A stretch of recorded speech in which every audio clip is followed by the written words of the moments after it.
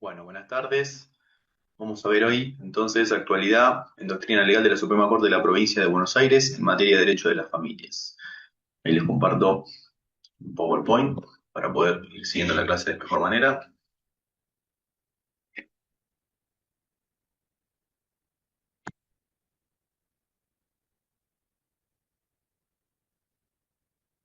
Bueno, mi nombre me presento, Leonardo Vítola, soy funcionario de la Secretaría Civil y Comercial y de Familia de la Suprema Corte de la Provincia de Buenos Aires. Y vamos a hablar un poquito acerca de lo que es la doctrina legal en materia de derecho de las familias de nuestro máximo tribunal provincial. Lo primero, vamos a hacer una introducción y tenemos que analizar el cambio de paradigma que existe en materia de familias y en materia de derecho en general, ¿no es cierto? Donde hay, a partir de la segunda mitad del siglo XX hacia acá, hay un cambio de paradigma, ¿no es cierto? Y se instala en las legislaciones internas una obligada mirada constitucional y convencional con anclaje, ¿no es cierto?, en la doctrina internacional de los derechos humanos, que puso el eje en la persona en cuanto a individuo, ¿no es cierto? Y en los derechos humanos que cada uno de nosotros y nosotras tenemos, ¿no es cierto? Entonces, a partir de ese momento se instala como eje de la mirada del derecho a la persona. Y eso cambia la forma de analizar el derecho y un montón de instituciones, como incluso, por ejemplo, el derecho de las familias. El derecho de la familia en sí misma dejó de ser una institución para pasar a un ámbito de realización personal de cada uno de los miembros que la componen. Y esto tiene que ver justamente con una mirada anclada en la individualidad de la persona y en la concreción de derechos humanos fundamentales que tienen que ver, entre otras cosas, a relacionarse, a generar vínculos afectivos y a generar un proyecto de vida común, ¿no es cierto? Ahora, asimismo, también, desde la Doctrina Internacional de Derechos Humanos, se parte de la base de reconocer que determinadas personas se encuentran en condición de vulnerabilidad, ¿no es cierto? Y la necesidad de dispensarles una tutela judicial reforzada, ¿no es cierto? Entonces nosotros a partir de esta noción de vulnerabilidad podemos identificar que hay determinados grupos de personas que en el contexto social en el cual se desenvuelven necesitan de una protección especial o de una optimización de los recursos que le brinda el Estado para poder generarles condiciones de igualdad en consideración al resto de las personas, ¿no es cierto? No es casual que así hayan Convención de los Derechos del Niño, Convención de las personas de los derechos sobre las personas con discapacidad, la CEDAW, la Convención de Belén do Pará, ahora tenemos la Convención Interamericana de Personas Mayores, es decir, hay perspectivas ya individualizadas donde se detiene o el foco está puesto en determinados grupos de personas que conforman, ¿no es cierto?, en común, reúnen una situación de vulnerabilidad, ¿no es cierto? Que conforme a las 100 reglas de Brasilia, la regla 5, estas vulnerabilidades pueden tener razón en la edad, en el género, en la religión, etcétera, ¿no es cierto? Entonces, otra cuestión que también tenemos que tener en cuenta a partir de este cambio de paradigma es que los conflictos familiares son multicausales, son mutables y requieren de un abordaje interdisciplinario, es decir, reconocer que existen vulnerabilidades, ¿no es cierto? Y muchas de ellas se ven atravesadas dentro del fuero de derecho de las familias. Nosotros a partir de ese momento es que necesitamos de una atención no solamente de la mirada del derecho, sino una mirada un poco más, en el caso una mirada un poco más holística e integral del problema que llega a consideración nuestra para resolver en los tribunales o en el organismo jurisdiccional que se trate, ¿no es cierto? Entonces, a partir de esta mirada más integral y multifacética, ¿no es cierto?, holística, se dice, es que nosotros vamos a poder hacer frente a estos conflictos familiares que son multicausales, mutables y que requieren un abordaje interdisciplinario, ¿no es cierto? Y esta idea habilitó la noción de especialidad, ¿no es cierto? Pero todo parte de la base de la consideración de la noción de vulnerabilidad como principio bioético y jurídico, ¿no es cierto?, que coadyuva el diseño de determinados criterios valorativos o pautas generales dirigidas a orientar acciones de agentes u operadores, garantiza y refuerza el respeto de los demás restantes principios centrales y con ellos los derechos fundamentales de la persona. Es decir, que si nosotros no partimos de esta noción de vulnerabilidad, nosotros lo que no vamos a poder lograr es concretizar una tutela judicial efectiva, en el caso en concreto, ¿no es cierto? Pues si yo no parto de la noción de vulnerabilidad, donde determinados grupos de personas requieren de un esfuerzo o de un plus para poder generar condiciones de igualdad reales, entonces la justicia lo que no va a cumplir es con una tutela judicial efectiva, bien, en el caso en concreto. Entonces la noción de vulnerabilidad es muy importante al momento de evaluar el caso que es traído a nuestra consideración, ¿no es cierto? Obviamente las 100 reglas de Brasilia, como les mencioné anteriormente, lo vamos a pasar, y se relaciona esto justamente en advertir la noción de vulnerabilidad. Yo, ¿qué estoy mencionando? Menciono justamente el principio de igualdad.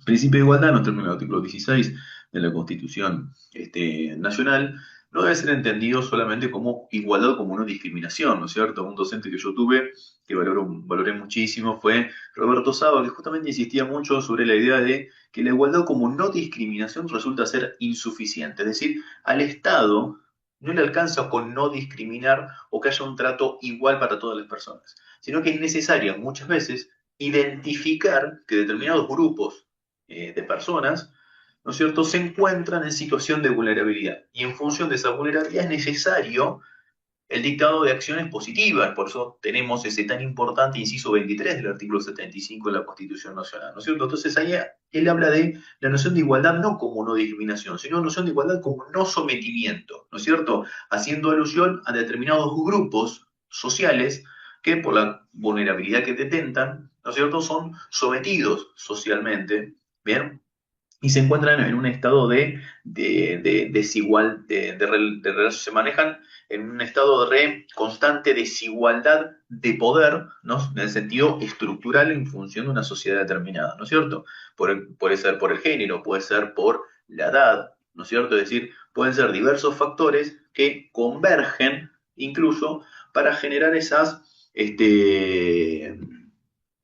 condiciones estructurales de desigualdad dentro de una sociedad determinada, ¿no es cierto? Incluso pueden ser varios los factores que se vean atravesados, por eso también es muy importante, y vamos a ver que la Corte lo empieza a introducir, es la noción de interseccionalidad, ¿no es cierto? Es decir, identificar diversos patrones de vulnerabilidad que pueden generar en su conjunto, y analizando de manera conjunta y no separada, ¿no es cierto?, pueden generar situaciones de desigualdad estructural únicos y mucho más gravosos que si los analizamos de manera separada o indistinta, como si no se relacionaran entre sí, ¿no es cierto? Ya la Corte Interamericana de Derechos Humanos, en el caso Fornal, sostuvo que toda persona que se encuentra en una situación de vulnerabilidad es titular de una protección especial en razón de los deberes especiales cuyo cumplimiento por parte del Estado es necesario para satisfacer las obligaciones generales de respeto y garantía de los derechos humanos. El tribunal recuerda que no basta con que los Estados se abstengan de violar los derechos, sino que es imperativo la adopción de medidas positivas determinables en función de las particulares necesidades de protección del sujeto de derecho, ya sea por su condición personal o por la situación específica en que se encuentre. Es decir, no alcanza con, volviendo al tema de la igualdad, no alcanza con no discriminar o que el Estado se mantenga, ¿no es cierto?, lejos de la situación y los trata a todos por igual, sino que es necesario muchas veces, ¿no? Y cuando hablo del Estado hablo desde todos sus poderes, ¿no es cierto?, de todos los lugares que ocupamos dentro del Estado. Nosotros puntualmente lo que nos compete es el ámbito jurisdiccional, ¿no es cierto? Pero desde los poderes del Estado el análisis tiene que ser justamente partiendo de la noción de vulnerabilidad para poder generar acciones, incluso a través este, del ámbito jurisdiccional, ¿no es cierto?, e identificar esas vulnerabilidades para generar condiciones de igualdad real y alcanzar, en determinados casos concretos, una solución más justa, ¿no es cierto? Entonces, todas estas cuestiones, que brevísimamente estamos hablando como para hacer una introducción, en el ámbito del derecho internacional de los derechos humanos, modifican las características del pensamiento jurídico actual, ¿no es cierto? ¿Por qué? Porque a partir de analizar o advertir determinadas nociones de vulnerabilidad en la cual se encuentran determinados grupos de personas en nuestro contexto social dado, ¿no es cierto? Implica que a la hora de repensar o analizar el derecho de manera sistémica, con una mirada constitucional y convencional con anclaje en la doctrina internacional de derechos humanos, invita a la flexibilidad y mayor elasticidad por parte del derecho, ¿no es cierto? Que no es propio únicamente del derecho de la familia. Nosotros ya empezamos a ver, por ejemplo, situaciones de desalojo, donde no hay grupos de personas que reúnen determinadas situaciones de vulnerabilidad y para concretizar sus derechos humanos fundamentales es necesario morigerar o realizar ajustes necesarios para llevar soluciones justas al caso en concreto. Entonces, esta flexibilidad y elasticidad la empezamos a ver en distintas ramas del derecho, es decir, no es propio del derecho de familia, sino que atraviesa todo nuestro ordenamiento jurídico interno. Pero, sin embargo, lo vemos muy nítidamente en materia de derechos de las familias porque estamos constantemente trabajando con cuestiones de salud mental, con cuestiones de niñez, con cuestiones que están atravesadas por ahí por la violencia de género, ¿no es cierto? Entonces, todo esto requiere cierta flexibilidad y mayor elasticidad para poder realizar los ajustes necesarios dentro de un procedimiento dado para concretizar, ¿no es cierto?, y garantizar los derechos humanos fundamentales que se encuentran en juego, ¿no es cierto?, en el caso en concreto. Entonces, esta mayor flexibilidad y elasticidad al mismo tiempo, ¿no es cierto?, genera esta idea de que fondo y forma tienen límites difusos, ¿no? Y se retroalimenta constantemente. Es decir, trata de eliminar aquellas barreras donde se aplica de manera irrestricta determinadas cuestiones formales que tienen que ver con el código procesal vigente, ¿no es cierto? Entonces, es decir, una normativa de procedimiento, una norma de procedimiento, nunca se puede erigir como un valladar que impida la concreción de derechos humanos fundamentales. Entonces, hay una retroalimentación constante, porque justamente la forma y la normativa procedimental tendiente a cada uno de los procesos que nosotros tenemos están dados de una determinada manera justamente para concretizar derechos humanos fundamentales y garantizar una tutela judicial efectiva en el caso en concreto. Por ejemplo, repensemos el caso de alimentos que recientemente se reformó, justamente el proceso de alimentos tiene una idea de mayor celeridad, mayor impulso, ¿no es cierto? Justamente, ¿por qué? Porque desde el momento que se está entablando una demanda de alimentos, lo que estoy exteriorizando que es una necesidad. Entonces, esa necesidad necesita una respuesta mucho más rápida y eficaz por parte de los organismos jurisdiccionales. Por eso la legislación tiene que entender esta circunstancia y la celeridad tiene que ver justamente con concretizar derechos humanos fundamentales, en este caso, por ejemplo, de la persona necesitada de alimentos. Bien, entonces fondo y forma van de la mano. Ahora, lo que nunca puede constituirse la forma es en un obstáculo que impida la concretización de derechos humanos justamente fundamentales, como dijimos. Bien, entonces hay una retroalimentación en ese aspecto. Y esto lo tenemos que tener en cuenta. Ámbito propicio también para arribar a soluciones más justas, es decir, la flexibilidad o la elasticidad tiene que ver justamente con esto, con evitar de que la forma impida, ¿no es cierto?, garantizar derechos humanos fundamentales. Ahora bien, esto hay que tener cuidado porque no implica liviandad desde el punto de vista procesal, sino que desde el ámbito jurisdiccional cuando nos apartamos de una determinada norma o cuando repotenciamos alguna norma de procedimiento, debemos fundamentarlo en el caso en concreto. Bien, esto tiene que ver con la tramitación del proceso con una determinada mirada y da lugar a una tutela judicial diferenciada en materia de familia, justamente cuando advertimos que la noción de vulnerabilidad. Bien. Los procesos de familia poseen principios y características propios que definen, orientan, complementan y explican las normas procesales y los procesos en los que se ventilan los conflictos de esa índole, razón por la cual no es posible la mecánica de las normas alejadas en los ordenamientos procesales que nos rigen sin atender las particularidades de este tipo de procesos y los intereses involucrados. La especialidad que se requiere se vincula a los órganos, a las normas procesales y a la competencia, toda la organización jurisdiccional, además de la especialización de sus operadores. ¿Bien? El Código Civil y Comercial, ¿no es cierto?, que sentó como la columna vertebral de nuestro ordenamiento jurídico interno, se hace eco de toda esta idea y este cambio de paradigma en el ámbito internacional de los derechos humanos, ¿no es cierto? Entonces, desde acá se desprende el título octavo que nosotros tenemos en el Código Civil y Comercial, que habla de los principios procesales en materia de familia, ¿no es cierto?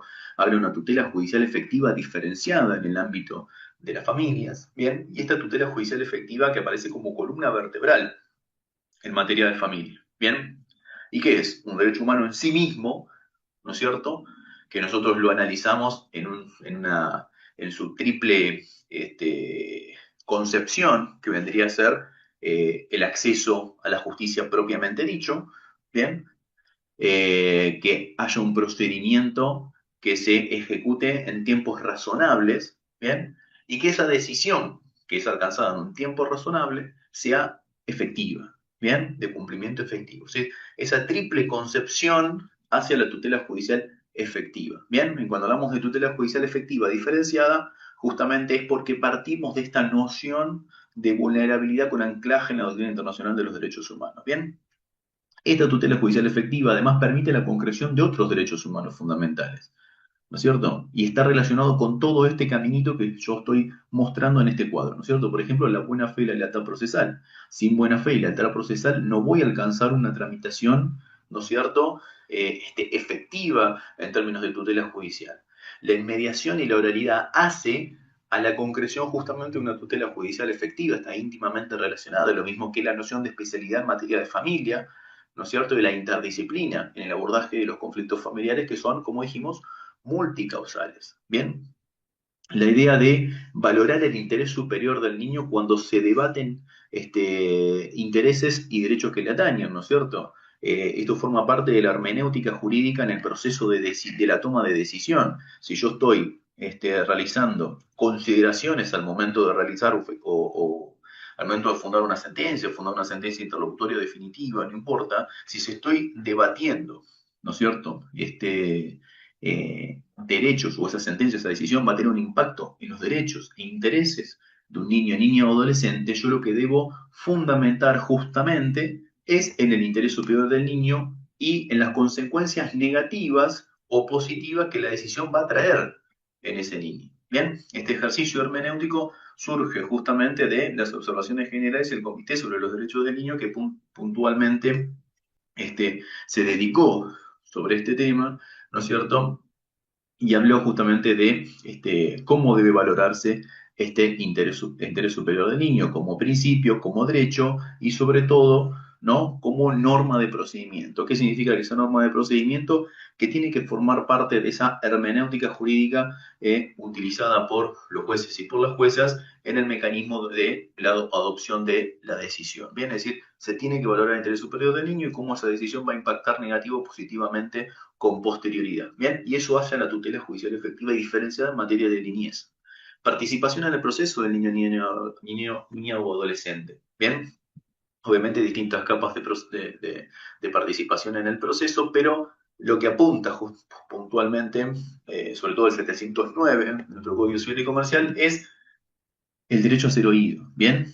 Que conforme al artículo 2 de la Convención de los Derechos del Niño, es los Estados partes garantizarán, ¿no? La palabra garantizarán tiene un peso de enorme importancia y este derecho humano fundamental hace también al interés superior del niño, niño adolescente que participa en ese proceso, ¿bien? Yo no voy a poder dilucidar el interés superior del niño en el caso en concreto si le niego la participación o no lo escucho, ¿bien?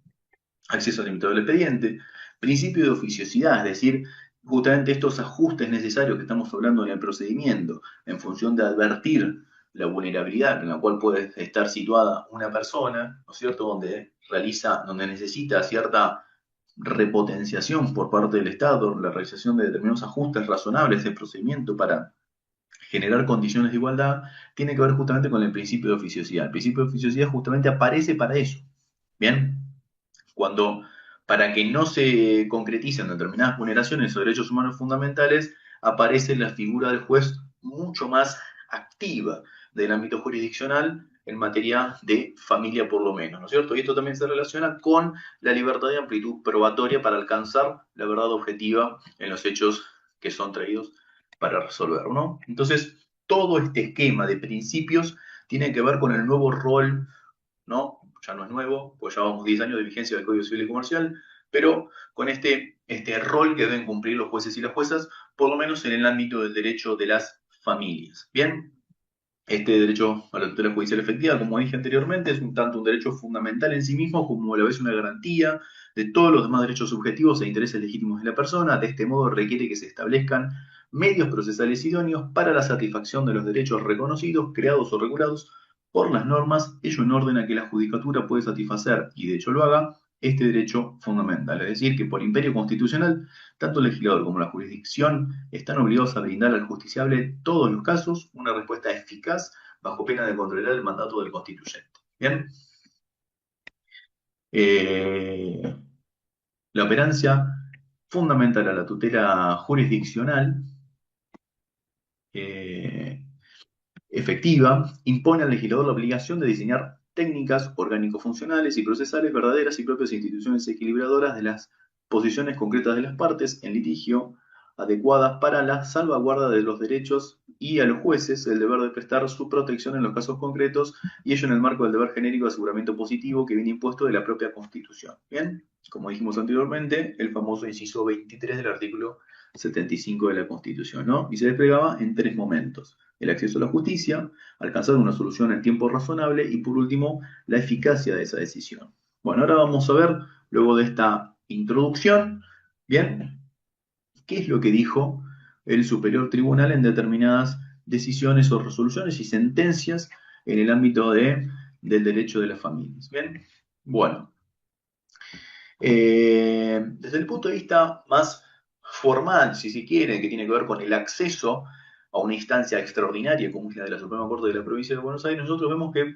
en el ámbito de violencia familiar, cuando queremos ingresar, como se trata de determinadas medidas cautelares, la Corte siempre tiene dicho que las medidas cautelares no constituyen una solución equiparable en definitiva, ¿no es cierto?, en los términos del artículo 278. Bien, sin embargo, en determinadas circunstancias que tienen que ver con la violencia familiar, cuando lo que se debate es la suficiencia de las medidas de protección que fueran ordenadas para garantizar la seguridad de la denunciante y minimizar sus padecimientos, en esos casos esa decisión es equiparable a definitiva y la Corte ingresa en el tratamiento, ¿no es cierto? ¿Por qué? Porque justamente en este caso la forma que tiene que ver con que se trata de una medida cautelar, bien, es decir, como medida cautelar, como pueden volverse a debatir esta circunstancia en un momento posterior, en principio, como principio general, no es equiparable a definitiva. Pero como estamos hablando de una protección contra la violencia familiar y lo que está en juego es la integridad, ¿no es cierto?, de la víctima, bien, de violencia familiar, y justamente lo que se está atacando es la suficiencia de las medidas de protección que fueran dictadas en las instancias ordinarias, las cuales puede haber un marco de duda en la cual no sean suficientes y pueden generar un daño, y son potencialmente, esas decisiones potencialmente pueden generar un daño irreparable en la víctima, es que la Corte ingresa en el tratamiento y la equipara definitiva. Bien.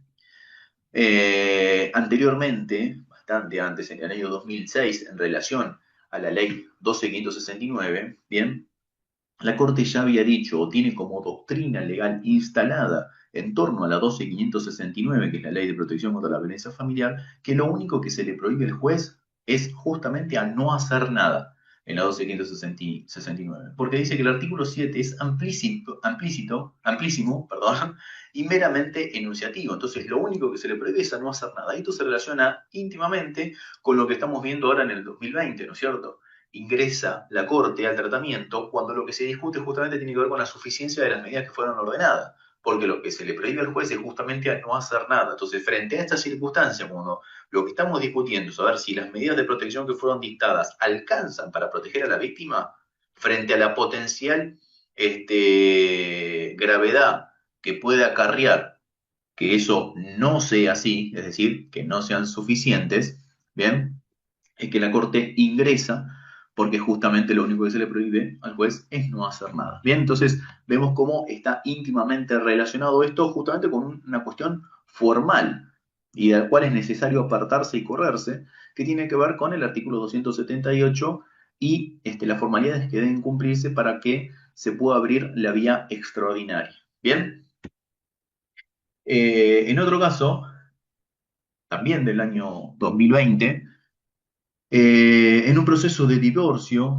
y puntualmente frente a un pedido de levantamiento de medidas cautelares en el cual la recurrente sostuvo que se violaron los preceptos de la 26485, se dijo que si bien las medidas cautelares no revisten carácter definitivo en los términos del artículo 78, en los casos se aprecia configurado un supuesto de excepción al principio general, en tanto el fallo impugnado podría ocasionar un perjuicio de imposible o muy dificultosa reparación ulterior.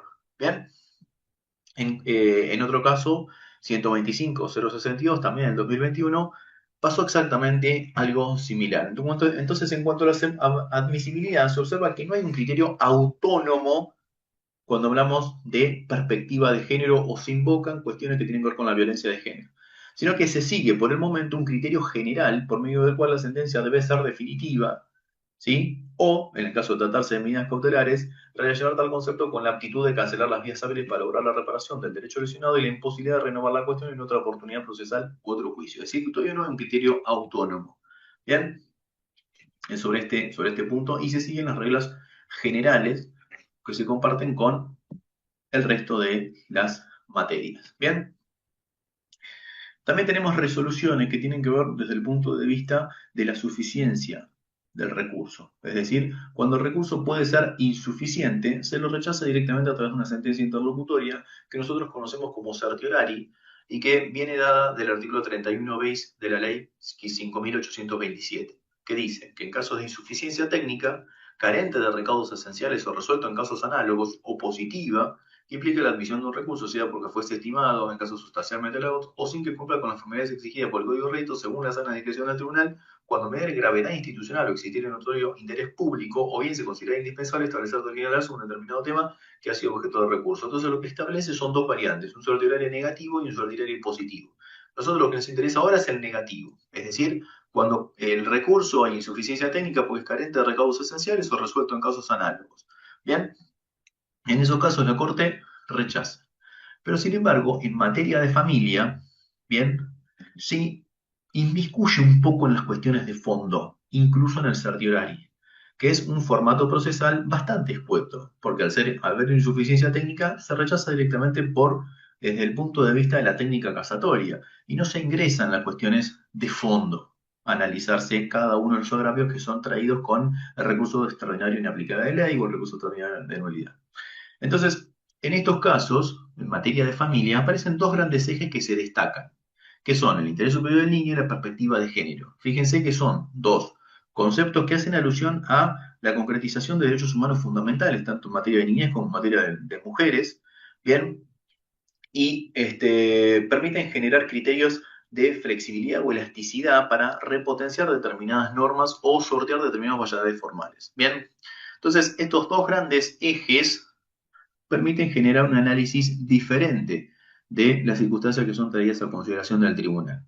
Y se relaciona justamente con los principios que estuvimos viendo anteriormente, con la oficiosidad, con el respeto del derecho de la identidad, el agotamiento de las posibilidades de la familia de origen en el caso de los abrigos, o declaración de situación de autoridad, el derecho a conocer los orígenes, el derecho a ser oído, libertad, amplitud y flexibilidad probatoria. Todo esto puede dar lugar a que haya una oficiosidad en el caso donde sea necesario adentrarse en las cuestiones de fondo, sorteando el valladar formal. Por eso la Corte habla siempre un poco más en materia de familia, analizando cuestiones que tienen que ver con el interés superior del niño y con las perspectivas de género. ¿Qué quiero decir con esto? La Corte no se detiene solamente a rechazar un recurso desde el punto de vista desde lo formal. ¿Por qué? Porque si se están debatiendo derechos de niños, niñas y adolescentes y la solución que se queda firme del Tribunal de Alzado, de la Cámara Civil y Comercial, puede generar o lesionar derechos fundamentales o ser contraria al interés superior del niño en el caso en concreto, la Corte, por el principio de oficiosidad y los principios que estuvimos viendo anteriormente, que están en el título 8 del Código Civil y Comercial, estaría obligada a ingresar sobre las cuestiones de fondo independientemente de la insuficiencia técnica del recurso. ¿Por qué? Porque como dijimos, la forma y el fondo van de la mano y es necesario realizar determinados ajustes necesarios para llegar a una solución justa en el caso en concreto. Haciéndose eco de esto es que aparecen determinadas cuestiones que son valoradas por la Corte incluso en los certiorarios negativos. Bien, por ejemplo, en el caso 124.718, que fue en el caso de un abrigo, la Sala Primera de la Cámara de Apelación en lo Civil y Comercial del Departamento Judicial San Isidro confirma la sentencia de instancia de origen que a su turno declaró la situación de autoridad de los niños S y H y asimismo rechazó la pretensión de la madre de iniciar un proceso de revinculación con los mismos. Bien, ingresando al estudio de la pieza impugnativa articulada, mediante la cual se desprende que se use la aplicabilidad de la ley, tanto, ¿no? Se anticipa que esta no puede prosperar en función de la insuficiencia técnica que porta. El análisis de las circunstancias fácticas, la litis dirigidas a la ponderación de la aptitud para el ejercicio de la responsabilidad parental, cuestión medular de autos, pues allí se desprende si se revirtieron las cuestiones que motivaban el dictado de la medida de excepción, bien, constituye una cuestión de hecho que permite solo la revisión en la instancia extraordinaria si se acredita la existencia de absurdo Bien, recordemos que es una instancia extraordinaria y no es una tercera instancia. Bien, eso lo vieron en otra clase, creo que con Eduardo. Bien, extremo que no se vierte configurado en la especie. Bien, este, los fundamentos en los cuales se erige como pilar jurídico del fallo cuestionado, es decir, los fundamentos de la Cámara, no logran ser conmovidos por los agravios volcados en el recurso extraordinario. Se desentienden de aquellos argumentos dados por el acuo, limitándose a ofrecer una mera disconformidad con el resultado obtenido, esgrimiendo un punto de vista subjetivo y discrepante sobre la declaración de situación de adoptabilidad, pero no logra arguir de qué manera, ¿no es cierto?, se configurase una situación de absurdo, ya sea en la valoración de los hechos o en la valoración de la prueba por parte de la Cámara. Es decir, para configurarse un absurdo tiene que comprobarse que de las conclusiones a las cuales llegó a la Cámara partiendo de los hechos o una determinada prueba, jamás pudo ser, ¿sí? Es decir, la disconformidad no comprueba el absurdo y queda en una posición meramente subjetiva que no es hábil para habilitar, justamente por la redundancia, la instancia extraordinaria. ¿Bien? Ha dicho esta Suprema Corte que un recurso extraordinario aplicable a la ley que enarbola un relato que desconoce el interlógico del pronunciamiento se aparta de la idea rectora del mismo y de sus bases esenciales surgida de la evaluación integral de los elementos habidos en la causa, parcializándose el ataque, deviene indefectiblemente ineficaz a los fines de rever lo resuelto. Bien, ahora bien, dicho esto, la Corte igualmente ingresa en determinadas cuestiones de fondo. ¿Por qué? Porque tiene que analizar a ver si ese interés superior del niño queda salvaguardado con la solución que se propicia firme. ¿Se entiende? Entonces, más allá de las circunstancias señaladas del premio de la técnica casatoria, dada la índole de la cuestión debatida, corresponde señalar que la situación de autoridad que adquiere firmeza con el rechazo del recurso que se propicia se encuentra suficiente respaldo en las constancias objetivas de la causa. ¿Bien? Entonces analiza las cuestiones de fondo y termina considerando que la solución que se propicia firme resulta adecuada al interés superior de los niños en el caso en concreto. Ahora bien, más allá de analizar desde el punto de vista del interés superior del niño, analiza también la consideración, hace consideraciones en torno a la progenitora en su condición de mujer. Y dice que pese al embate infructuoso intentado por la recurrente, no puede soslayarse el papel fundamental que nuestro ordenamiento jurídico ocupa la 26485, que resulta ser transversal de todo el ordenamiento jurídico interno. Bien, y posibilita el nacimiento de cambios profundos tendientes a garantizar una vida libre de violencia. Bajo este paradigma, fíjese con perspectiva de género, la Corte te advierte que el papel que ha ocupado la historicidad marcada por la violencia de género y los abusos que ha padecido la recurrente a lo largo de su vida, los que han impactado negativamente en su personalidad y al día de hoy le impiden asumir la responsabilidad prioritaria de asegurar a sus hijos el disfrute pleno y efectivo ejercicio de sus derechos y garantías. En el caso estamos hablando de una progenitora, ¿no es cierto?, que fue víctima de violencia de género sistemáticamente a lo largo de toda su vida, ¿bien?, y llegó a un punto de inflexión en la cual terminó interviniendo los organismos administrativos de niñez con el dictado de la medida de excepción. Bien, eh, ahora bien, desde el ámbito de la Corte se analiza esta cuestión con perspectiva de género, bien, y también se valoran determinados, como vemos acá, determinados informes que han sido muy positivos, pero que la progenitora, en ese trabajo interno de fortalecimiento, primero en su condición de mujer y posteriormente fortaleciendo su rol de maternaje, ¿bien?, es bastante más lento de los tiempos que necesitan los niños, niñas o adolescentes en el caso en concreto. Bien, que para la ley 26061 nosotros ya sabemos que son de 180 días. Bien, ahora bien, ¿qué dice el tribunal bajo este paradigma o esta mirada?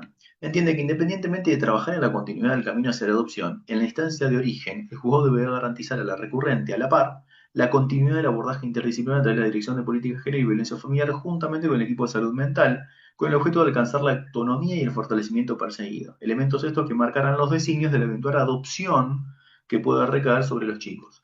¿Qué significa esto? Si la Corte no marca esta cuestión, analizándolo en base o con anclaje en la perspectiva de género, ¿cómo es la continuidad de los procesos que siguen?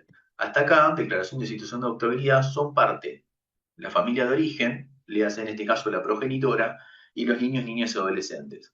Pero con posterioridad, una vez que esto queda firme, esta declaración de situación de autoridad queda firme, con posterioridad en el proceso de adopción ya no tiene más no es más parte eh, la familia de origen, en este caso, progenitora. ¿Bien? Entonces, el temor es que no continúe esa denominada justicia de acompañamiento, ¿no? Valga la redundancia, acompañando este fortalecimiento que está lentamente alcanzando la progenitora. ¿Bien? Entonces, justamente se valoran los avances positivos que ha tenido y que si bien no alcanzan, ¿no es cierto?, para revertir la declaración de situación de autoría en este momento, sí es necesario continuar el trabajo o esa justicia de acompañamiento con esta mujer para ver si con posterioridad pueden llegar a reverse el modo en el cual esa eventual adopción va a ser otorgada, pudiendo ser simple o plena con alguna flexibilización, manteniendo un vínculo, una comunicación con su progenitora, ¿no? Con su madre biológica. Bien, entonces, para no sellarle la suerte adversa en cuanto a la sentencia que eventualmente recaiga al momento de definir la adopción, es que se ordena que se continúe el trabajo con esta mujer para justamente propender a su fortalecimiento en vistas, ¿no?, a esta obligada mirada con anclaje en la perspectiva de género. En otro caso similar pasó exactamente lo mismo, donde primero se hace una evaluación de lo que sería la técnica casatoria, y pues por otro lado se empieza a analizar igualmente el interés superior del niño en el caso en concreto. Y se dice que el factor tiempo ocupa un papel fundamental en este tipo de procesos, pues el excesivo y continuo trabajo en la elaboración de estrategias para revertir las circunstancias que den origen a la medida de recepción va siempre en detrimento de los derechos fundamentales de los niños. No existe la posibilidad de que puedan revertirse las circunstancias fácticas dadas en un futuro inmediato. Esto es así en atención a la gravedad de los hechos que han sido expuestos y enunciados en el expediente y que han conducido a que en la actualidad ambos recurrentes se encuentren condenados a 25 años de prisión por resultar autores penalmente responsables por delitos de abuso sexual con asexo carnal agravado por el vínculo por tratarse de los progenitores de los niños, corrupción de menores agravada, también por ser los progenitores de los niños y lesiones leves. ¿Bien? Desde el punto de vista de la 26485, como se trataba de niñas, se analizó también la idea de la interseccionalidad. ¿Bien? Tanto L como A son mujeres y niñas. La mitad con perspectiva de género que pone la 26485, analizada desde el punto de vista de la transversal e interseccional en razón de las mayores vulnerabilidades que detentan por su corta edad, sumado a los graves padecimientos ya sufridos, exige una respuesta inmediata por parte de la jurisdicción dirigida a lograr una inmediata reparación, procurando con ello cubrir el mayor apoyo que estas niñas necesitan para impulsar sus proyectos de vida de cara al futuro. Es decir, necesita una inmediata respuesta por parte de la jurisdicción. Por eso también sale esta sentencia con este formato procesal que es mucho más expeditivo para la Corte. ¿Bien? Entonces, el formato procesal del certiorario como forma también aparece como forma de recordar el interés superior del niño. En este caso anterior, sí aparece o indirectamente lo menciona la Corte, pero sin embargo en otro caso lo ha dicho de manera expresa. ¿Bien? En el caso de una restitución internacional, ¿no?, solicitada por la madre desde Málaga, España, y frente a la confirmación de la restitución, por la Cámara, claro, el progenitor articuló un recurso de inaplicabilidad de ley, extraordinario inaplicabilidad de ley. La causa encerró como particularidad que la niña fue separada de su padre y se encontraba al cuidado de sus abuelos, ¿no? Por una situación de violencia, fue separada la niña y estaba al resguardo de sus abuelos, es decir, se encontraba en buenas condiciones, pero no estaba con ninguno de sus dos progenitores. Los informes técnicos daban cuenta de que no era el ambiente propicio para su desarrollo en plenitud, no estaba ni con el papá ni con la mamá. Entonces, puntualmente se señaló que estar con los abuelos calmó la situación de ansiedad padecida al estar con su progenitor, pero no lo reparaba. Bien, no le reparaba la situación, siendo necesario que se produzca el reencuentro con su madre lo antes posible y que su crecimiento continúe bajo los cuidados de su madre. Refiriéndose al interés superior del niño en el caso en concreto, se dijo que en caso particular de autos, se materializa la necesidad de retornar con su mamá a su domicilio en Málaga, retornando al colegio, al contacto con sus amistades, a la cotidianidad que le fue sustraída al momento de producirse el traslado ilícito de nuestro país. Y asimismo, ponderando lo que dimanan los informes técnicos que dan cuenta acerca del estado emocional y espiritual de ese, el superior interés de la nena exige además que la respuesta se obtenga con la mayor premura posible. Por eso, es el formato procesal que utiliza la Corte. hago un paréntesis sobre esto, en materia de restitución internacional, fue la única restitución internacional que sale con el formato procesal del certiorari. Todas salen por sentencia para la Corte. Bien, por eso es la importancia de esta resolución puntualmente y cómo justamente determinados criterios valorativos que son traídos por el interés superior del niño, por las perspectivas de género, tienen a poder realizar modulaciones con anclaje en materia de derechos humanos fundamentales, ¿no es cierto? Modulaciones que tienen que ver desde el punto de vista de la forma, ¿no es cierto? Sorteando determinados valores formales o incluso utilizando determinados formatos procesales que son más expeditivos, como en este caso el certiorari. ¿Bien? Bien, esto es lo que estamos sintetizando, ¿no es cierto? Y que traje algunos ejemplos, ha sucedido en varias causas. Fíjense acá abajo, 125.467, 124.306. Bueno, en muchos abrigos y en muchas resoluciones la Corte ha utilizado el formato procesal del certiorari, pero al mismo tiempo ha realizado algunas consideraciones que tienen que ver con las cuestiones de fondo. Y esto guarda coherencia con la finalidad trifásica que posee la Suprema Corte de la Provincia de Buenos Aires, que es, por un lado, como dentro de lo que es la casación, ¿no es cierto? Por un lado persigue el cumplimiento del derecho como función nomofiláctica, la uniformidad de la jurisprudencia, pero sobre todo, ¿no es cierto?, lo que permite este estiramiento, esta elongación y esta flexibilidad es la función tiquelógica, ¿no es cierto?, que es llevar la justicia al caso en concreto, ¿no es cierto? Y obviamente todo este cambio de paradigma que tiene anclaje en la Doctrina Internacional de los Derechos Humanos. En sentencias, bien, pasando ahora a las cuestiones de sentencia, vamos a ver que existen diversas sentencias donde se hacen determinadas valoraciones que son muy importantes traer a la colación, como por ejemplo el caso que fue tan resonado de la compensación económica, donde se evalúa la perspectiva de género y se realizan determinadas modulaciones que tienen que ver con el plazo de caducidad. La señora M, previa a las presentes actuaciones, el día 29 de junio del 2017, inicia la causa M contra M, materia a categorizar, en la cual solicitó se declare la existencia de la unión convivencial con el señor C por el plazo de 8 años y hasta el mes de enero del 2017, aclarando que realizaba dicho pedido con la pretensión de reclamar la compensación económica. Concluido dicho trámite y habiendo obtenido resultado positivo, introdujo la demanda de compensación económica en las presentes actuaciones. ¿Bien? Es decir, inició un proceso sui generis que declare la existencia de una unión convivencial por el plazo de 8 años y hasta enero del 2017. Una vez que terminó eso, inició la compensación económica. En la oportunidad de su responde, el accionado planteó como defensa la caducidad de la acción, es decir, cuando le plantean la compensación económica, plantea la caducidad de la acción, pues la misma no fue iniciada entre los 6 meses posteriores a la ruptura de la unión convivencial, tal como la norma indica. Por el contrario, a sabiendas que iba a iniciar la compensación económica, la actora lo que hizo fue iniciar un incidente de fijación de fecha de cese de la unión convivencial sin incoar la correspondiente demanda de compensación económica. Acá hubo algún error desde el punto de vista del asesoramiento jurídico, ¿no? Está claro. Debiendo haber sido ese el momento procesal oportuno, toda vez que se encontraba dentro de los 6 meses posteriores a la ruptura.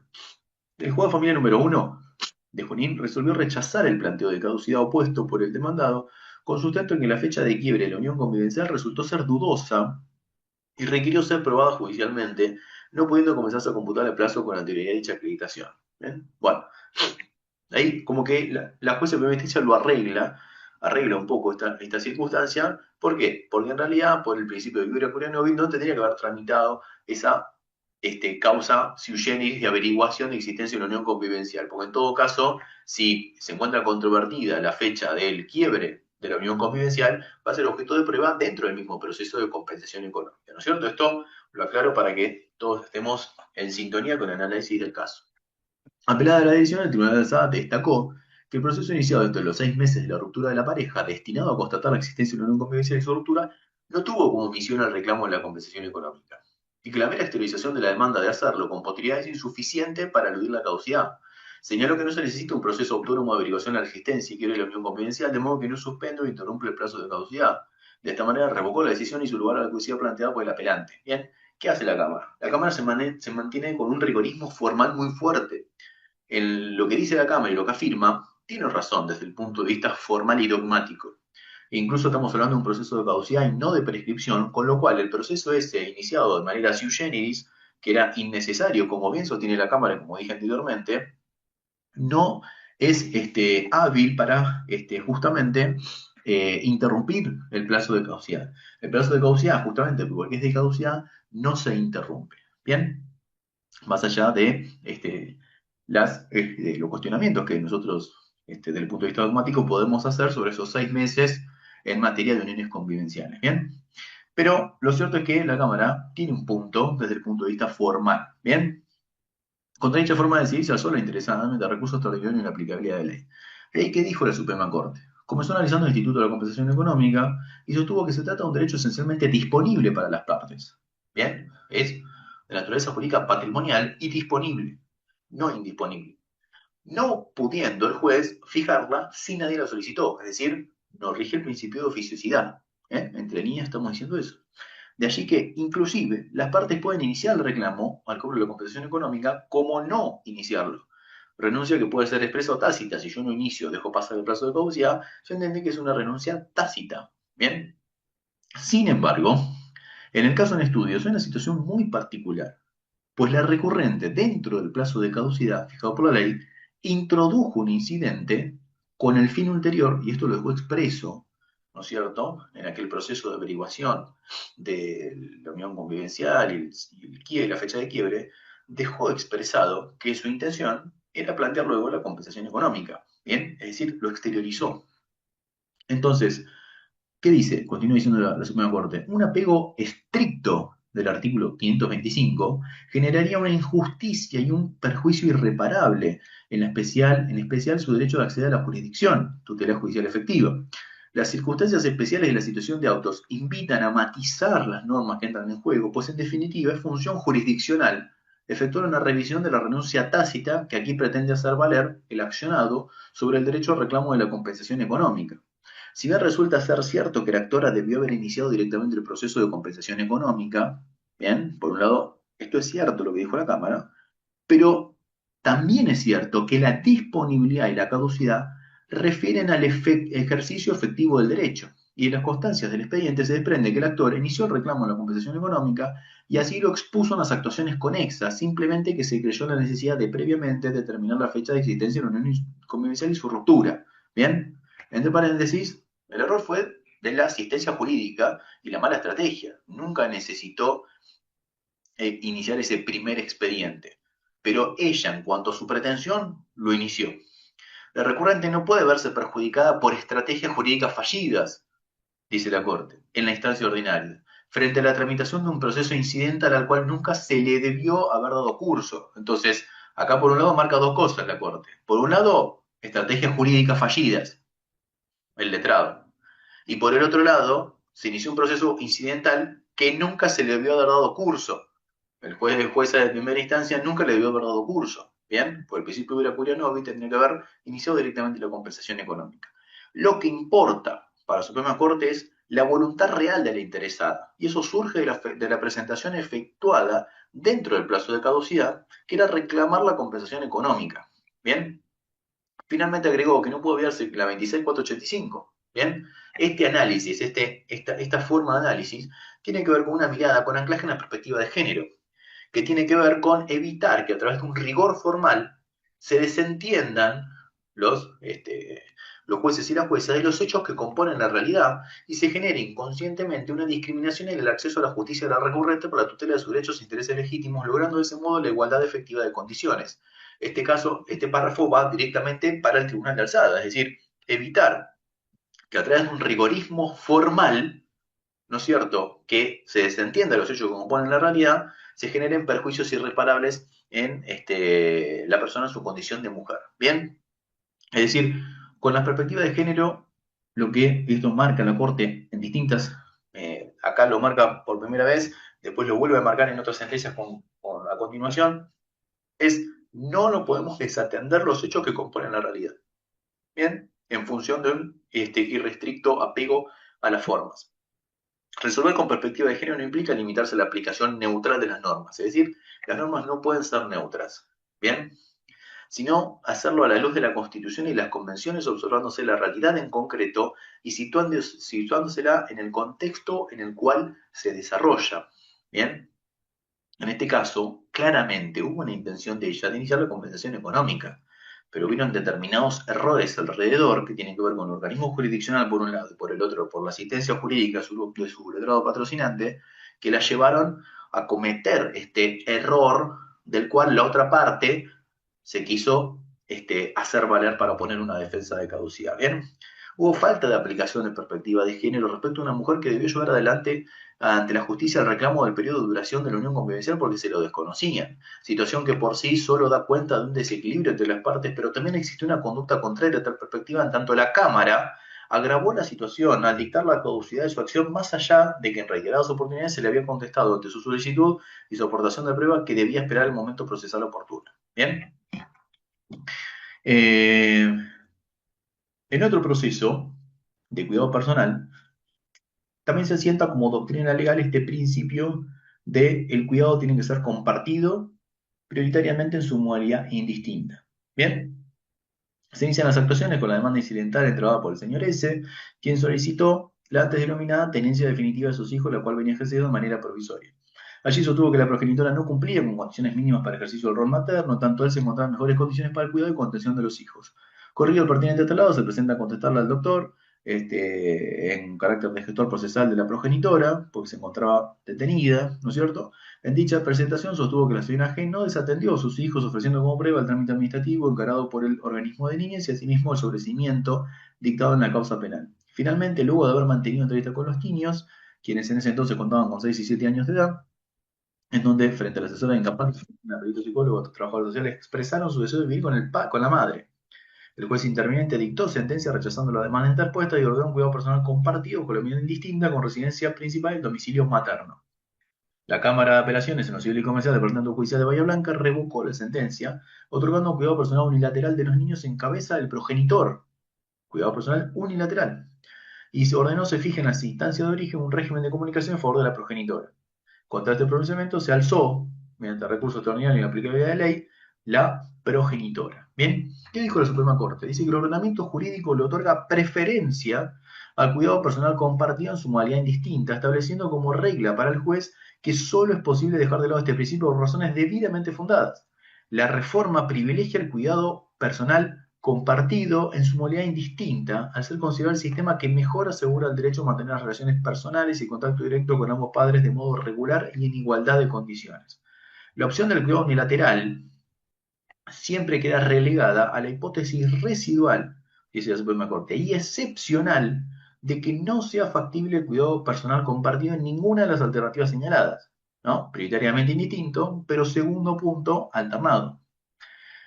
O que éste resulte perjudicial para el hijo, debiendo ponderar el juez para su fijación las pautas que enumera el 653 del Código Civil y Comercial. En esta línea de razonamiento, dice la Corte, el pronunciamiento recurrido no exhibe ponderación alguna respecto de aquella manifestación de voluntad de los niños, la cual importa una infracción a lo normado por los artículos 639, 707 y concordante del Código Civil y Comercial. Es decir, no hicieron ningún tipo de valoración de la escucha mantenida con los niños. Punto 1.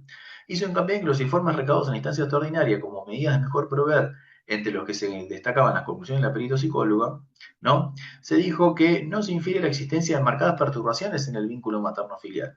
Hubo cierto corrimiento en las tareas o responsabilidades atinentes a la función materna, tanto en lo económico como en una participación activa en la rutina de los niños. Por ejemplo, al no asistir al egreso de F, la responsabilidad deposita de forma plena en el señor, presenta cierta pasividad en su función materna mientras los hijos permanecen con su progenitor, asociada a la escasa resonancia emocional, mientras que en la breve convivencia con sus hijos ha podido responder a los requerimientos y necesidades de estos. Focaliza su discurso en el conflicto con el señor A y no en su deseo de que sus hijos convivan con ella y la repercusión que esto tendría en ellos y la dinámica familiar. Respecto de los niños, surge que de los dichos de I se desprende que desean continuar viviendo con su progenitor y la pareja de este, y lo fundamenta en que es el lugar en que ha transcurrido la mayor parte de su niñez, y se infiere que el conflicto estaría dado solo en relación a la pareja paterna y F. ¿Bien? Se estimó prudente priorizar entonces la opinión de los niños más cercana en el tiempo, es decir, esta última. De este modo, la revocación de la decisión recurrida se ajusta a las opiniones expresadas por los niños y en atención a que en las constancias de la causa no se observaron motivos válidos para justificar el apartamiento de la preferencia legal sentada para el establecimiento de cuidado personal en su modalidad indistinta. Entonces fijó la Corte el cuidado personal compartido en su modalidad indistinta con la residencia principal de los niños en el hogar paterno, debiendo establecerse en la instancia de origen un amplio régimen de comunicación en favor de la madre, acorde a las posibilidades del grupo familiar. Es decir, que para fijar el cuidado personal unilateral, yo tengo que tener en cuenta dos cuestiones. Por un lado, ¿no es cierto? Como es residual y excepcional, yo lo que tengo que tener en cuenta es que o el cuidado personal compartido resulta perjudicial y contrario al interés superior de los niños, ¿bien? O que no sea factible, por cualquier otra situación, el cuidado personal compartido en ninguna de las dos alternativas anteriores. Yo tengo que fundar para fijar el cuidado personal unilateral en estas dos cuestiones. Es decir, arguir por qué no es posible el cuidado personal compartido, indistinto o en su caso alternado, ¿bien? O bien decir que los mismos resultan perjudiciales para ese niño o adolescente en el caso en concreto. Si yo no fundamento la decisión del cuidado personal unilateral en una de estas dos cuestiones, la sentencia carece de la argumentación jurídica necesaria para producir esa decisión, ¿no es cierto? Y lógicamente va a tener un destino adverso si es eventualmente ese pronunciamiento es impugnado. ¿Bien? El señor sentido se resolvió en la causa 122.501, ¿no? Donde se fijó también el cuidado personal compartido en su modalidad, pero esta vez alternada por la distancia que había entre los dos progenitores, ¿no es cierto? Entonces no podía ser indistinta, ¿bien? Porque los dos vivían a bastante distancia, pero la mejor solución fue generar un cuidado personal compartido en su modalidad alternada, es decir, que pasen grandes cantidades de tiempo con uno y grandes cantidades de tiempo con el otro, ¿bien? Desde el punto de vista de la determinación de la capacidad jurídica, la Corte también tuvo la oportunidad de dictar algunas sentencias, ¿bien? Y yo traje esta como destacable, que es la 122.930, ¿bien? M promueve la formal demanda de determinación de la capacidad de su hija, pretendiendo asimismo se le designe curadora definitiva de la misma. En la demanda se expresa que su hija padece cierta patología y que la torna incapaz para desarrollarse plenamente, encontrándose imposibilitada física y psíquicamente. El juzgado de primera instancia de Lomas de Zamora hizo lugar a la pretensión de la actora, declarando la incapacidad de la causa y nombrando la curadora definitiva de su hija. La sentencia fue apelada por el defensor oficial titular de la UFD número 14, especializada justamente en salud mental. La Cámara Primera de Apelaciones confirma la sentencia de primera instancia y este defensor oficial interpone el recurso extraordinario de inaplicabilidad de la ley. ¿Qué dijo la Suprema Corte? Y habla justamente del modelo social de discapacidad en torno al corpus juris normativo internacional que reafirma el derecho al reconocimiento de la personalidad jurídica y la capacidad jurídica en igualdad de condiciones con las demás personas en todos los aspectos de la vida. Nosotros bien sabemos que el modelo social de discapacidad justamente pone el foco no en la patología en sí misma de la persona, sino lógicamente en el contexto en el cual la persona se desenvuelve y si ese contexto y dentro del contexto estamos hablando no solamente de las posibilidades económicas edilicias, sino también las posibilidades de recursos y contención afectiva que tiene la persona, ¿no es cierto? Es decir, todo su entorno, cómo está dado para poder sortear las dificultades que la persona tiene con su medio social en el cual se desenvuelve. Bien, en función de esta circunstancia que tiene que ver con el medio social en el cual se desenvuelve la persona, es que se busca restringir en la menor medida posible la capacidad solo a los efectos de generar los apoyos que sean necesarios para justamente romper esas barreras y generar condiciones de igualdad en condiciones similares al resto de las personas. ¿Bien? Entonces el foco está puesto en el medio social y no solo en la patología. ¿Bien? ¿Esto qué significa? Que pueden haber dos personas que tengan una patología similar o igual, vamos a suponer, pero el medio en el cual se desenvuelven y la red de afectos y contención que tienen es diferente. Entonces seguramente aquel que tiene una contención mucho mayor va a necesitar menos apoyos que aquel que no tenga ningún tipo de contención afectiva o medio para poder sortear las dificultades que tiene con el medio social en el que se desenvuelve. ¿Se entiende? Entonces, justamente esta nueva visión del modelo social de discapacidad exige justamente que se hagan pericias interdisciplinarias, ¿no es cierto? Porque por un lado nosotros analizamos la patología, a través de, por ejemplo, una pericia psiquiátrica, también tenemos el aporte psicológico, pero necesitamos sobre todo, por ejemplo, la visión del trabajador o trabajadora social, porque justamente el que nos va a dar la visión del entorno en el cual se desenvuelve la persona y los apoyos que va a necesitar, ¿no es cierto? Esa construcción se va a hacer o necesita también de la pata muy importante que van a acompañar y van a juntar en el proceso los trabajadores y trabajadoras sociales. Bien, entonces, de esta interdisciplina que tiene que haber entre los expertos que intervienen en esa famosa pericia del 625 del Código Procesal que quedó tan antigua, ¿no es cierto?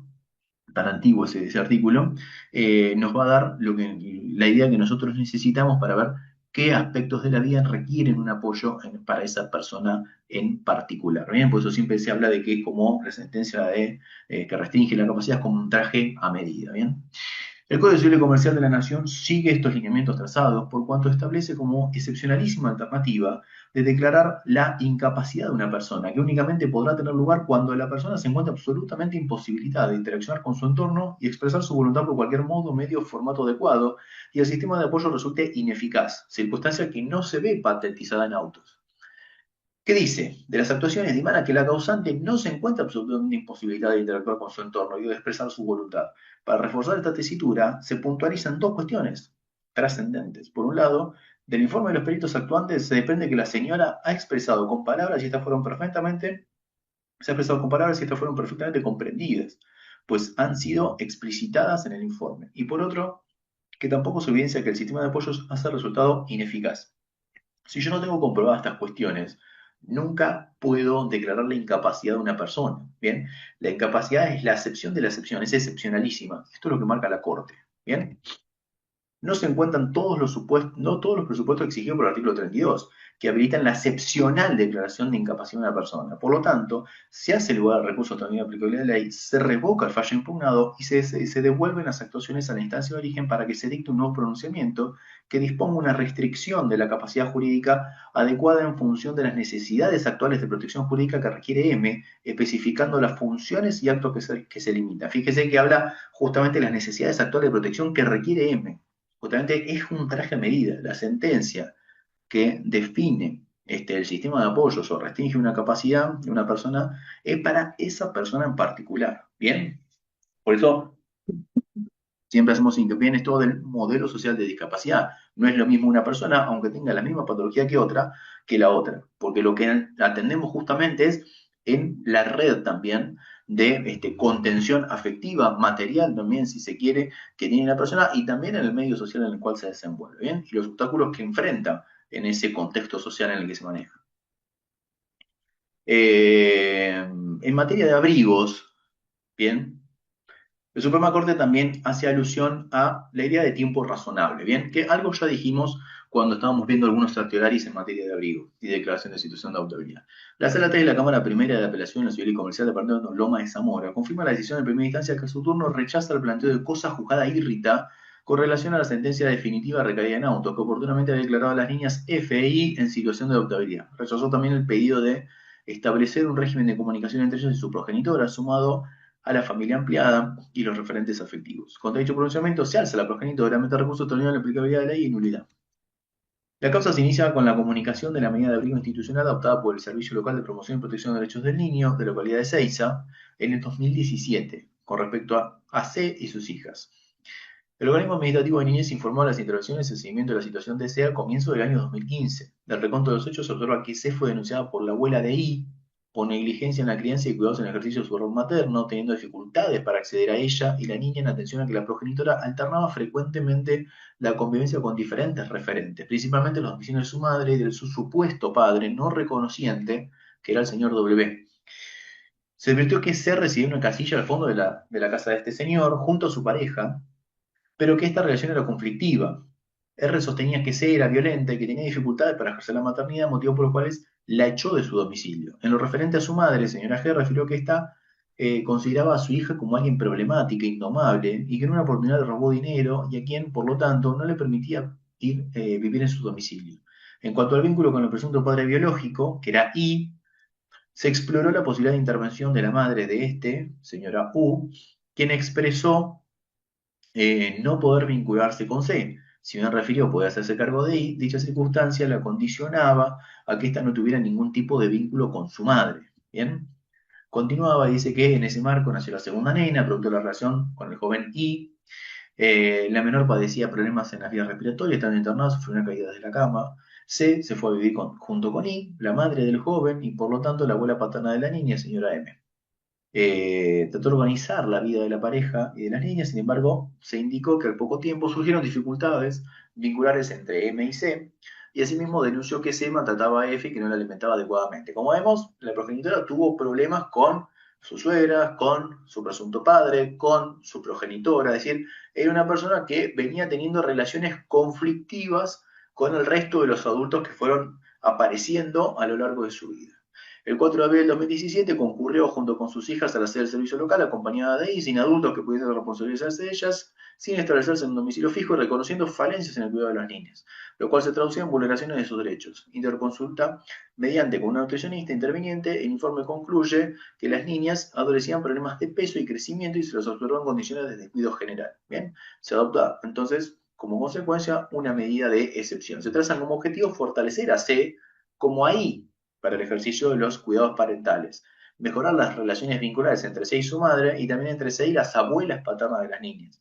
Además, que los adultos de las familias reflexionaran sobre sus responsabilidades y las acciones u omisiones que originaron la adopción de la medida. No se logran revertir las circunstancias que dieron origen a la medida. La Cámara dijo que si bien la recurrente se ha mantenido invariable desde el primer momento de las actuaciones en querer mantenerse junto a sus hijas, la lectura de la causa dice que fueron las dificultades de su entorno y una historia personal y familiar en extremo compleja las que le impidieron hacerlo. Y ha transcurrido un tiempo más que considerable y que la decisión que recaiga debe atender puntualmente el interés superior de las niñas. Este tipo de casos, que son muy comunes, ¿no? Y se ven mucho en la provincia de Buenos Aires, son los más difíciles de resolver. ¿Por qué? Porque cuando tenemos un hecho de extrema gravedad que se produce en el ámbito intrafamiliar, claramente tenemos medio camino avanzado, ¿no es cierto? Y difícilmente se pueden revertir las circunstancias que dan origen a la medida. ¿Bien? Ahora, el problema es cuando hay determinadas situaciones conflictivas donde la persona tiene un apego a los tratamientos que se le exigen, hay una suerte de intención de mejorar, pero los avances son o muy lentos o escasos, ¿bien? O las dos cosas. Entonces, estos momentos son los que generan también la elongación de los plazos que establece la ley 26061. Y acá hay un punto que considera la Corte. Dice, sabido que este tipo de procesos el factor tiempo ocupa un papel fundamental, y esto lo dijo muchas veces la Corte, pues el excesivo tiempo de trabajo y la elaboración de estrategias intentadas con la intención de revertir las circunstancias que tienen origen en la medida de excepción, sumado al tiempo en que las niñas llevan con una nueva familia, impide volver hacia atrás el recorrido ya transitado a través del cual los afectos se han consolidado, yendo en detrimento de los derechos fundamentales de las niñas. Cuando exista conflicto, esto lo dice el artículo 3 de la 26061, bien, además de que surge de el Comité de los Derechos del Niño en las observaciones generales, cuando se analiza el interés superior también, cuando exista conflicto entre los derechos e intereses de las niñas, niños y adolescentes frente a otros derechos e intereses igualmente legítimos, prevalecerán siempre los primeros. Bien, entonces las conclusiones que se replican en diversas sentencias tienen que ver con que el abordaje y las estrategias para revertir las circunstancias que origen a la medida llevan tiempo. Bien, y a veces este tiempo no coincide con el tiempo razonable que exige o consolida ese interés superior en el proceso. Bien, porque el interés superior exige que ese tiempo no sea cualquier tiempo, sino que ese tiempo sea razonable. Y para el legislador, ¿no? Y la legislación, que es la 26.061, ese tiempo razonable es 180 días, ¿no? Que está en consonancia también con lo que dispone el Código Civil y Comercial. Bien, entonces de 90 días y prorrogable por 90 días más. Entonces, como vemos, el abordaje y las estrategias muchas veces requieren tiempo y ese tiempo no coincide con el interés superior de los chicos que exige que ese tiempo sea razonable. Bien, entonces, en estos momentos, y esto es lo que marca la Corte en diversas causas, es que justamente cuando existe conflicto entre los derechos e intereses de las niñas con los de los progenitores, siempre van a prevalecer los primeros, ¿bien? Y el factor tiempo ocupa un papel fundamental. y hacia el interés superior de los niños que en la tramitación de este tipo de procedimientos, donde se está tramitando la declaración, la eventual declaración de situación de adoptabilidad, se tramite todo en un tiempo razonable, que es la ley fija en 180 días. Bien, por eso hay que maximizar los esfuerzos para propender al fortalecimiento de los progenitores o los adultos responsables para tratar de revertir las circunstancias que dieron origen a la medida de excepción, bien, en esa franja de tiempo. Bien, ¿por qué? Porque justamente todo el tiempo que pasa va en detrimento justamente eventualmente de ese interés superior. Bien, en una causa reciente, estamos hablando de mayo justamente de este año, en una prescripción adquisitiva se evalúa también la perspectiva de género, ¿no? Es una liquidación de sociedad conyugal y se establece como excepción la prescripción adquisitiva. Las partes contraen matrimonio el 24 de junio de 1971. El 23 de noviembre de 1987, a través de la sentencia de divorcio, se declara disuelta la sociedad conyugal con efecto retroactivo al día de interposición de la demanda, 27 de agosto de 1987. El 8 de junio del 2018, el señor G promovió demanda de liquidación de régimen de comunidad. Refirió la existencia de un bien inmueble adquirido por el matrimonio el 20 de diciembre del 74. Fíjense las fechas, ¿no es cierto? Es decir, promueve demanda de liquidación de régimen de comunidad 30 años después. Eh, bueno, adquirieron un inmueble como parte integrante de la comunidad de ganancias y solicita la venta pública y distribución de su producido entre las partes, dada la imposibilidad de ponerse de acuerdo para su liquidación. A su vez requirió la fijación de una renta compensatoria por el uso exclusivo que tuvo del inmueble la señora, ¿no? Que había estado viviendo ahí hasta ese entonces. La defensa de ella. La señora M opone como excepción la prescripción de la acción, cosa que después no tiene cabida, ¿no es cierto? Porque se habla justamente de la imprescriptibilidad de la acción de la liquidación del régimen de comunidad, y por otro lado la excepción sí de prescripción adquisitiva. Hizo hincapié en que desde la sentencia de divorcio pasaron más de 30 años y que toda acción personal podrá exigir prescribir los 10, salvo disposición especial, que en el caso no existe. Bueno, ese era el punto que marcaba ella, y negó que no hubiesen podido arreglar un acuerdo respecto a la liquidación del único bien existente. Señaló que el acuerdo alcanzado y homologado en autos conexos relativo a tenencia de los hijos, régimen de comunicación y alimentos, nunca fue cumplido por el actor, que desapareció de sus vidas. Indicó que con su magro sueldo de docente se hizo cargo de todas las necesidades económicas de sus hijos, así como del mantenimiento del hogar y de las deudas del señor G. Dejó tras su partida a Ramallo. Desde entonces, 1989 y hasta la actualidad, solo supo del señor en dos oportunidades. En 1994, en noviembre, uno de sus hijos fallece en un accidente de tránsito y el actor ahí se lo encuentra, ¿bien? El actor tampoco asumió los gastos de sepelio y frente a testigos exclamó: "Págalo vos, para eso te dejé la casa". También refirió que crió un hijo de 1 año y medio sin ninguna colaboración eh, del actor. Expresó que su segunda aparición fue en noviembre del 95, un año después, cuando su otro hijo sufrió neumotórax espontáneo, y en dicha oportunidad se lo ubicó por intermedio de familiares y solo se limitó a responder que no podía viajar. No se supo nunca más de él hasta el momento de la demanda. Bien, fíjese, la demanda de él fue bastante más escueta, no hace un reconto tanto de los hechos y ella expresa un poco más todas estas circunstancias que hacen a la historicidad de esta familia y que son necesarios evaluarlas al momento de dictar una resolución. Bien, con relación al inmueble, sostuvo que es de su propiedad ella, ¿no? Ya que ha sido la única propietaria por más de 30 años. Es allí donde ha vivido con sus hijos y donde los ha criado. Destaca que el 50% que podría obtener de su venta, siendo además jubilada docente, no le alcanzaría para adquirir ni siquiera un lote de terreno, ¿no? Estamos hablando de una casa que es una casa humilde. Bien, respecto de su planteo de prescripción adquisitiva que ha hecho frente a todos los gastos, respecto a su planteo de prescripción adquisitiva, dice que ha hecho frente a todos los gastos de la vivienda, abonado impuestos, realizado arreglos y mejoras durante 30 años. Y solicita, en caso de que resulte rechazar las excepciones, recompensa por las mejoras efectuadas. Individualiza a su vez como bienes integrantes de la comunidad dos fondos de comercio que agrega, dedicados a la compraventa de repuestos y baterías de automotor, y un taxi marca Peugeot Diesel, en los que figura como titular el señor G. ¿Bien? Era el taxi y la licencia para el taxi. Primera instancia, rechaza todas las excepciones opuestas por la demandada y manda llevar adelante la liquidación del régimen patrimonial de comunidad de ganancias. En virtud de ello, ordena la venta del inmueble y estableció que lo obtenido de dicha venta sería distribuido en partes iguales entre los litigantes, ¿no? Fíjense cómo se aplica de manera neutra las normas, ¿bien? Y hay un apego irrestricto a esta formalidad. ¿no es cierto? ¿Por qué? Porque la aplicación, esta decisión que llega al jugador de primera instancia, prácticamente no juzga o se aleja de los hechos que componen la realidad. ¿Bien?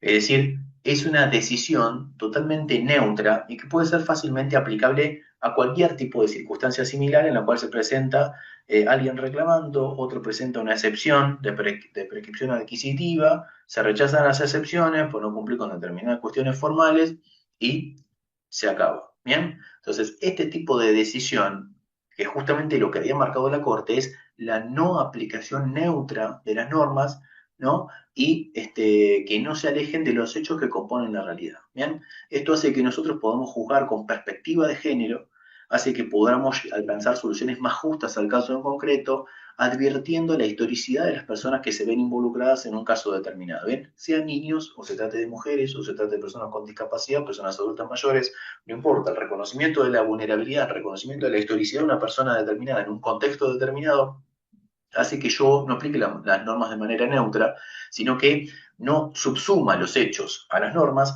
sino que ajuste las normas a través de un análisis sistémico a los hechos. Justamente el proceso es el proceso inverso para justamente alcanzar soluciones más justas. ¿Bien? Y eso es lo que advierte la Corte y marca en distintas sentencias y resoluciones. ¿Bien? A su vez, en primera instancia, dispuso la fijación de una renta compensatoria. Fíjese, pobre mujer, le viene un reclamo 30 años después, tiene un magro sueldo de docente, jubilada docente, y le fija una renta compensatoria por uso exclusivo del inmueble durante 30 años, ¿no? Este, o por lo menos eso es lo que reclamaba el actor, ¿no? No recuerdo, porque en realidad tendría que ser desde el momento que se entabla el pedido. Retroactivo al momento del pedido de fijación, ahí está, perfecto, bien. Como toda renta compensatoria, siempre es el momento que se pide, porque desde antes se entiende que hubo un consentimiento tácito para que la persona pueda vivir ahí. Bien, bueno, sí, también eso lo marcó bien en primera instancia. Reconoció, no me acordaba, reconoció la existencia de un crédito a favor de la demandada por las mejoras efectuadas sobre el inmueble. Bien, esto es la sentencia de primera instancia. ¿Qué dijo la Cámara? La Cámara estuvo muy bien, la Cámara de Morón. Dijo, el Tribunal Sala modifica la sentencia y hizo lugar a la excepción de prescripción adquisitiva opuesta por la accionada, desestimó la pretensión del actor y revocó la condena a la demandada a abonar la renta compensatoria y también como la declaración de existencia de un crédito a su favor por mejoras. La Suprema Corte confirma la sentencia de Cámara, claro está, y también saca algunos extractos de la sentencia de Cámara para luego decir algunas cosas, hacer otras consideraciones. La Cámara dijo que no se trata de cualquier prescripción adquisitiva, ni siquiera un caso clásico de usucapión entre condóminos, sino de una controversia suscitada en el seno intrafamiliar, es decir, no podemos tratarla como cualquier prescripción adquisitiva entre dos personas extrañas, sino es una controversia suscitada en el ámbito intrafamiliar, luego de la disolución del matrimonio. Tratarla como una prescripción adquisitiva cualquiera entre personas que no hubieran estado ligadas por un vínculo de este tipo implicaría dispensar un trato igual a sujetos que se encuentran en circunstancias bien disímiles. Y esto tiene que ver con la no aplicación neutra de las normas, justamente no apartarse de los hechos que componen la realidad. Bien, este es el ejercicio que hace justamente la Cámara. Está suficientemente acreditado, que es lo que marca la Corte, está suficientemente acreditado en las específicas circunstancias del caso que la demandada se ha comenzado a comportar como poseedora del inmueble de autos y que ello tuvo lugar de manera pública, pacífica e ininterrumpida durante el lapso idóneo para adquirirlo por cuestión adquisitiva. Se relaja, a mi juicio, en este específico contexto, la exigencia de estricta demostración del momento puntual de la interversión del título, propia de los otros tipos de discusiones que pudiera tener en este momento, en este mismo objeto, pero con distintos matices, en pos de una solución axiológicamente más valiosa, perdón, en el específico contexto de esta controversia intrafamiliar. En todo este contexto, cuando su ex cónyuge se alejó del hogar y no volvió a tenerse noticias del salvo cuando falleció su hijo, creo que no pueden exigirse mayores connotaciones para un acto de interversión respecto de quien se desinteresó totalmente del bien y de su familia. No podemos exigirle a la actora que demuestre algún acto específico que implique la privación de la posesión cuando él mismo fue quien abdicó de tal condición voluntariamente.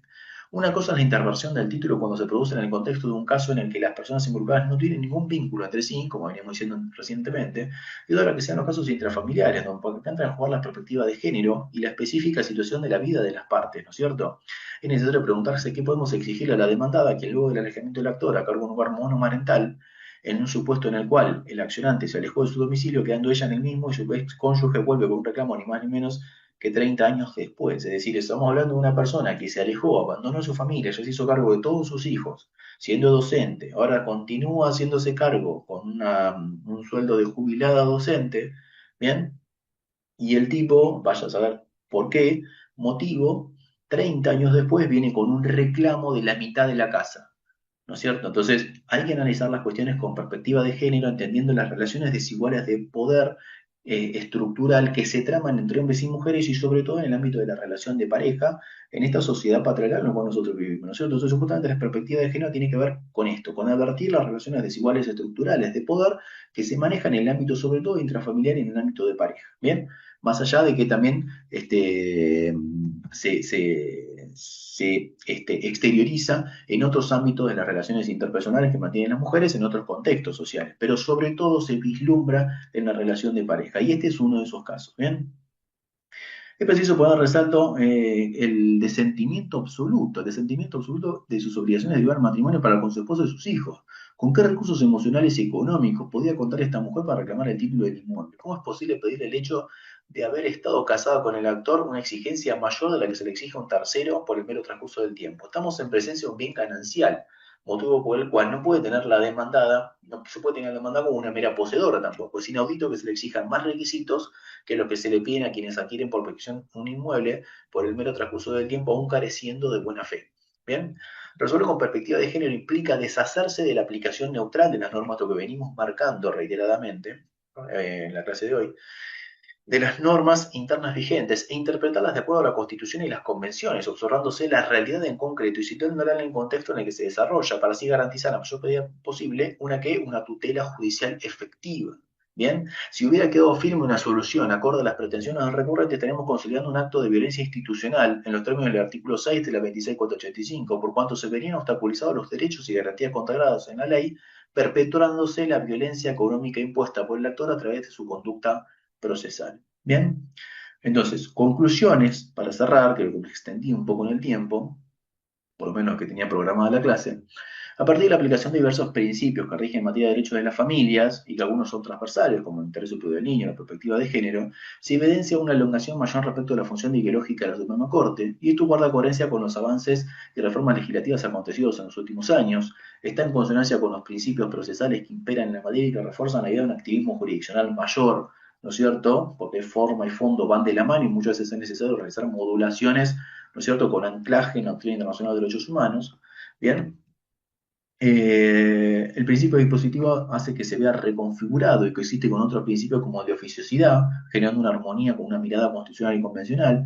De allí que, por ejemplo, en el caso de caducidad, de la 25, el 124, 589, ¿no es cierto?, el juzgado de primera instancia debió, por el principio de oficiosidad y el vero nobis, ¿no es cierto?, reconducir esa incidencia de averiguación, ¿no es cierto?, de la fecha y cese de la unión convivencial justamente para no generar un perjuicio innecesario después en el reclamo de la persona, ¿no es cierto? Porque ya había exteriorizado que quería reclamar justamente la compensación económica. Bien, hay una necesidad de contar con un ejercicio de una actividad jurisdiccional acorde a esta nueva exégesis introducida en el derecho contemporáneo, ¿no es cierto? Este conjunto de principios que nosotros vemos en el título octavo del Código Civil y Comercial, ¿no es cierto? Y desde el ámbito incluso que es más restringido, ¿no es cierto?, del ámbito de la instancia extraordinaria, ¿no es cierto?, se pueden evidenciar a lo largo de las sentencias que estuvimos viendo, ya sean interlocutorias por el ámbito del certiorari o incluso sentencias definitivas, vemos cómo incluso hay una mirada, hay